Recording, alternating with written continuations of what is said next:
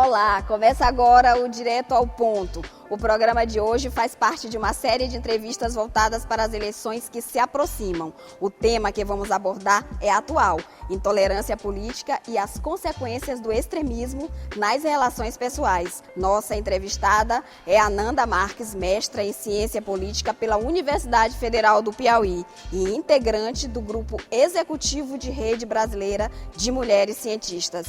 O Direto ao Ponto está no ar.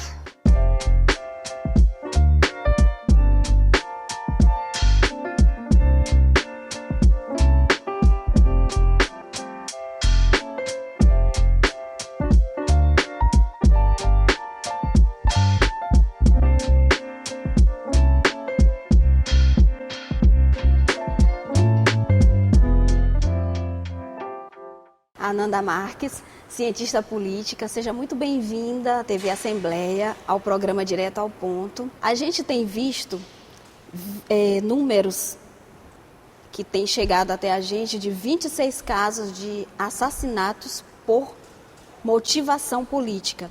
Eu gostaria que a senhora analisasse esse cenário e vamos conversar sobre as causas também dessa situação, desse quadro. Primeiro, agradecer o convite, é sempre um prazer colaborar e poder falar enquanto cientista política.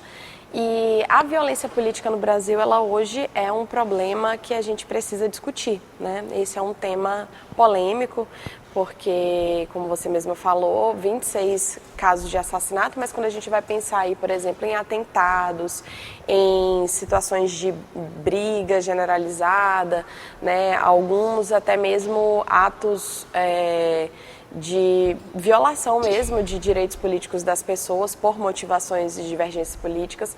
A gente tem visto isso acontecer no ano eleitoral de uma eleição que é extremamente polarizada, né, uma eleição que a gente tem uma polarização que não é simétrica, os dois lados não são iguais, né? A gente tem um lado que tem aí uma vocação autoritária e que isso coloca em risco a própria democracia brasileira, porque quando a gente está, né, num contexto de impedir as pessoas de participarem da vida política, isso é basicamente a essência da democracia, né? De que todos possam participar, porque todo mundo é considerado cidadão do Estado Democrático de Direito.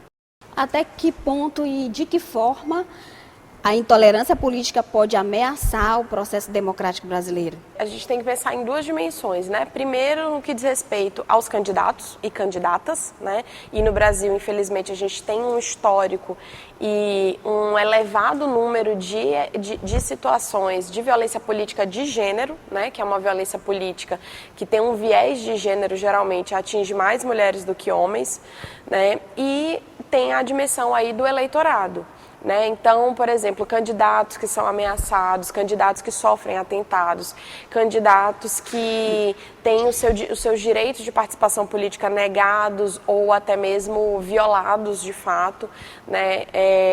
Isso é um lado. E do outro lado é a questão do eleitorado, de como que as pessoas se sentem inseguras para manifestar suas preferências políticas por medo de retaliação, né? A gente viu mais recentemente o assassinato do Marcelo Arruda, que foi um exemplo de um crime com motivações políticas e que colocou muita gente no estado de alerta, né, com medo de usar uma camiseta, de manifestar seu voto, de sua preferência política, eleitoral, partidária e sofrer algum tipo de retaliação. Isso mostra o grau de fragilidade da nossa democracia. Uma democracia que não consegue garantir que as pessoas possam manifestar-se politicamente é uma democracia adoecida, que é o caso da democracia brasileira, infelizmente.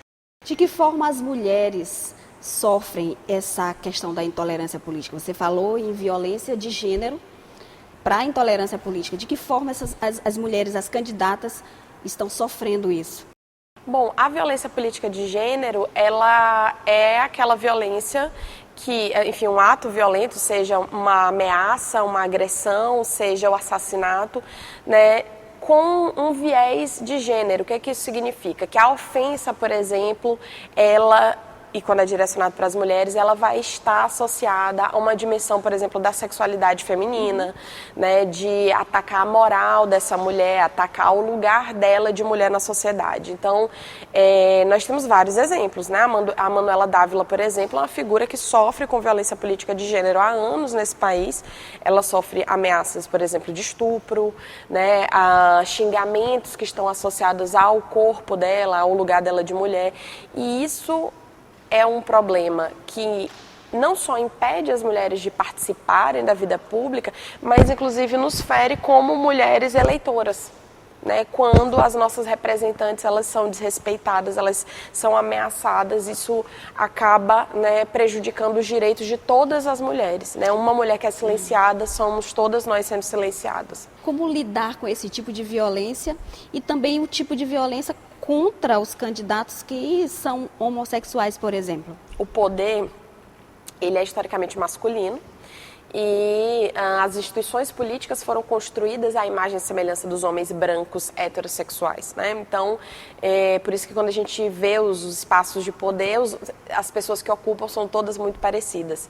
Então, um homem gay, por exemplo, ele quando ocupa um lugar de poder, a sexualidade dele também é colocada em questão, né? É sempre usada contra ele. Por isso, muitos, inclusive, optam por ter uma vida privada completamente oculta, né? Por medo de retaliação, muitas vezes. E, infelizmente, isso acontece no período eleitoral também, candidaturas de pessoas não só homossexuais, mas pessoas trans, por exemplo, são atacadas. E cabe às instituições democráticas garantir o direito dessas pessoas de participarem das eleições e, principalmente, né, promover a diversidade, porque as instituições elas devem parecer com o seu povo. E nós temos pessoas homossexuais na nossa população, então o mínimo que a gente tem que ter também é pessoas homossexuais representando a população brasileira, né? Uma democracia que não é diversa e plural é uma democracia falha. O que leva uma pessoa a se tornar um extremista? Costumo dizer que tem coisas que a ciência política não explica mais, que tem que ir para a psicologia, porque são processos psíquicos de fato, né? Alguns estudos vão indicar, por exemplo, que a ideologia, né? A ideologia ela é um atalho mental, no sentido de que você está posicionado para ouvir determinadas coisas e você vai receber aquilo, não importa o que lhe digam, de uma maneira que está associada à sua posição ideológica. Então, é aquela pessoa, por exemplo, que você está argumentando, mostrando uma evidência científica e essa pessoa não se convence porque ela leu em algum lugar no WhatsApp algo diferente e ela não se convence de jeito nenhum, né? A ideologia funciona como esse atalho mental, né? A pessoa não precisa pensar muito. E, inclusive, existem alguns estudos também que falam sobre o próprio empobrecimento cognitivo, né? Dessas pessoas que, literalmente, elas perdem a capacidade crítica de perceber a realidade e entender o que é real e o que não é, o que é fake news e o que não é, né? Elas meio que regridem, assim, e ficam num estado, de fato, de que você não consegue dialogar. Como é que a gente lida com isso?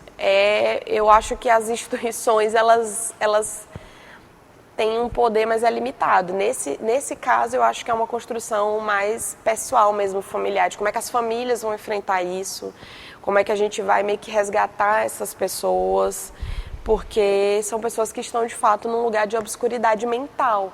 Assim, você não consegue mais conversar com elas, né? Infelizmente.